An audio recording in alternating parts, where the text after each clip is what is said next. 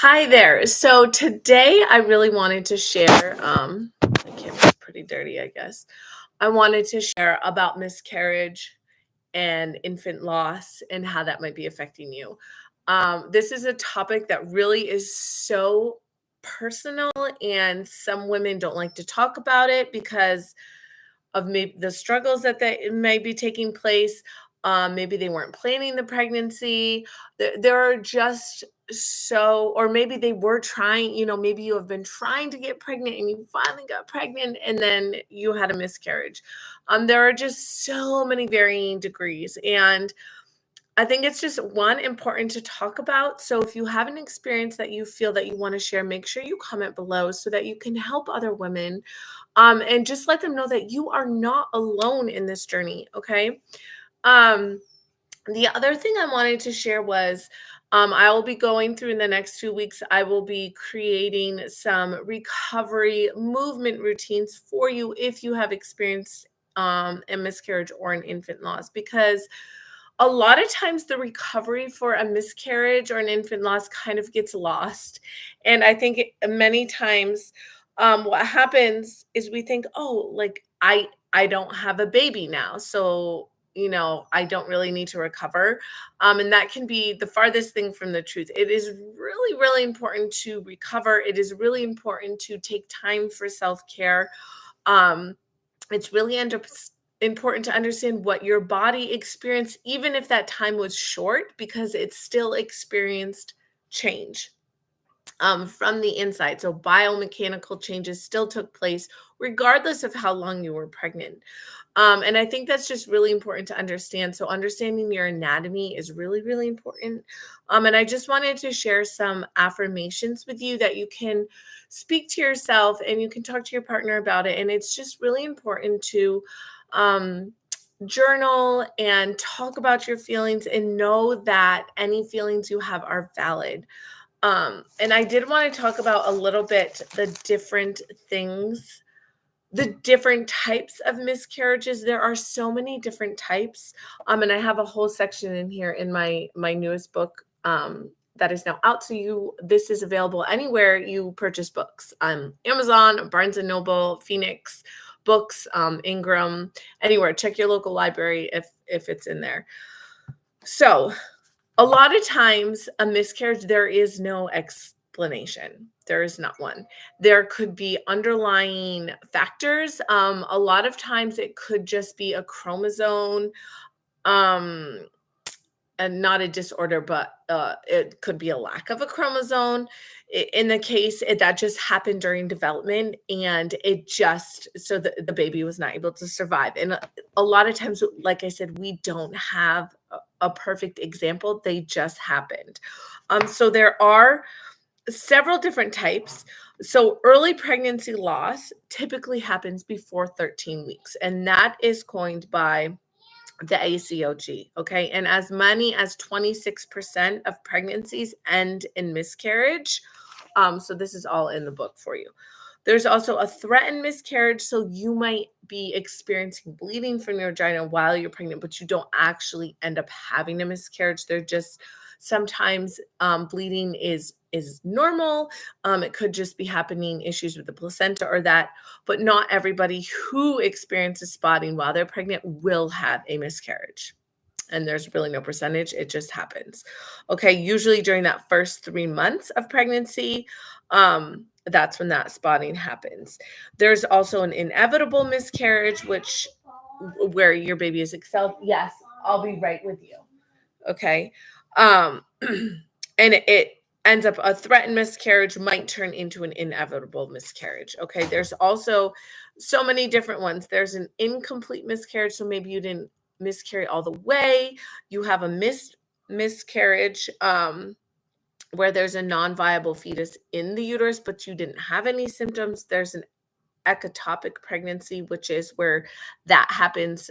Implantation happens outside of the uterus, so in your fallopian tubes. Um, and Embryonic pregnancy, which is a failed early pregnancy where the sac actually doesn't develop. And then there's a molar pregnancy. Um, There's also a blighted ovum, so it's like you have a sac, but there was never a baby in the sac. So there's so many different degrees of this, and a lot of times, that's why it's really important to talk to your provider to be like, I'm just wondering, like, exactly what happened. And they might explain some of that to you, but a lot of times I think they just overgeneralize and be like, there was no heartbeat or something like that. So it's okay to ask for more information and inquire. I encourage you to ask for information. There's no specific cause why miscarriage happens. It's just typically the embryo does not develop fully. The placenta could have not developed fully. If the egg or the sperm has too little or too many chromosomes, there's an abnormal amount inside of the baby, and so it's not the right amount to continue to develop, so it miscarries. And it's usually a random event. And there is zero research that backs up if you are exercising or any type of activity that can ensue that miscarriage, unless you were in, say, you had an accident where you fell like on your stomach, or you were in a car accident. Those could lead to a miscarriage. And then there's also a stillbirth. So a stillbirth happens after you are 20 weeks pregnant, and that is more when your baby is more fully developed. And again, that could be abnormal. There could be something that happened with the umbilical cord. There could be something, maybe your placenta detaches, and that's very like quick. And if you're not quite aware of what's happening, and there's also women have had stillbirths during birth. You are in labor, you are full-term pregnancy, and the baby comes out and it does not survive. And there's usually not an explanation for this. And it really is very traumatic for the family involved. So it's just important to remind yourself, one, that it is not your fault. It is not your fault. It is not your fault. And that your feelings are valid, that you're not alone, and that you can and you will try again when you feel ready. So it's just really important to remind yourself of that, and just remind yourself that your body is good, your body is strong. This is just happens to be something that happened. So I just wanted to go over some affirmations for you. Again, I will link this below, but make sure you grab that. Because I really go through your anatomy. So breathing and all of that I go through, and it's really important to understand during pregnancy, whether you've had a miscarriage or not, and then postpartum. So whether you're postpartum from having a miscarriage or from having a stillbirth, like, you are still postpartum, and it's really important to take care of yourself. Okay, so just a few affirmations I have for you. So if you've experienced this, just take a few moments and to get centered. You can sit on your bed, you can lay down, whatever position feels well for you, putting your hands on your diaphragm and just really connecting. You can hold that space, hold your uterus, and just remind yourself and your uterus, because your uterus is connected to our brains. And sometimes we hold tension in places and we're not aware of it. So it's important to talk to your uterus like it's a part of your brain, like it's another piece of your body growing your baby, because it is. So it's just important to remind it that it's strong, that you're worthy of being a mother. So as you're doing this, you can take those big diaphragmatic breaths. You can remind yourself that you will not lose hope, that God is with you. You allow yourself to grieve fully. Healing will happen in its own time. Your body is strong. Your uterus is strong. You can remind your uterus to let go of the past. The past, your uterus doesn't have a past. So it doesn't necessarily remember of what happened. So it's important to remind it of that so that it can just have positive space there. Okay. I can and I will try again when I am ready. I am gentle with myself. This is not my fault. I am not alone. My feelings are valid, which I have shared already many times. My baby is still mine. So regardless of where you experience that loss, it's still important to remember that baby is is yours. It was yours. It will always be yours. You just might not be able to have it on the outside world, but it will always have a place in your heart. And it's just really important to remember that baby still is yours. Um, each day brings new opportunity for healing and growth, and I'm allowed to prioritize self-care. So it's important to remember that um, every day is another opportunity to heal and to grow from this experience.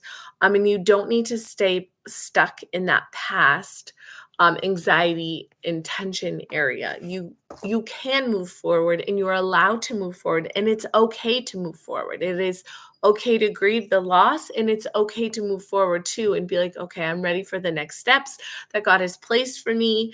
And I'm just going to keep going. And that's okay for you to do too. It doesn't mean that you have left your babies, or you have forgotten about them. They will always have a place for you. You will always have a place for them. They will always be yours, but it's okay to welcome new growth if God has more babies planned for you. So I hope that was helpful. And like I said, I will be sharing more um, routines that you can do after you experience a loss. So that's really just supportive for your body. And I'll be using terms